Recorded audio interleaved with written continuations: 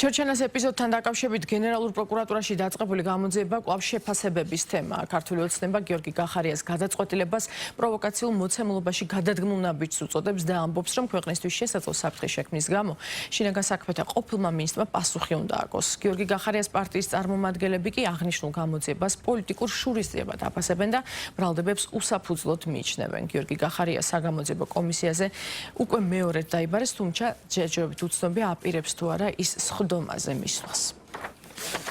ჩორჩენას საკითხი არის ბოლო დროინდელ საქართველოს ისტორიაში ერთ-ერთი ყველაზე საამაყო кейსი იქიდან გამომდინარე, რომ ეს იყო ერთადერთი შემთხვევა, როდესაც ჩვენ დავიცავით სახელმწიფომ დაიცვა ქართული მიწა. ამ თემის წამოწევა ეწინააღმდეგება საქართველოს სახელმწიფოებრივ ინტერესებს.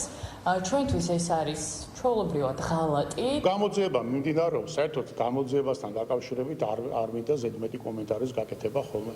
გამოძიება მიმდინარეობს, გამოძიება თავის ასე ვთქვათ კონკრეტულ შედეგებზე შუალედურადაც ყოველთვის გვაცნობებს.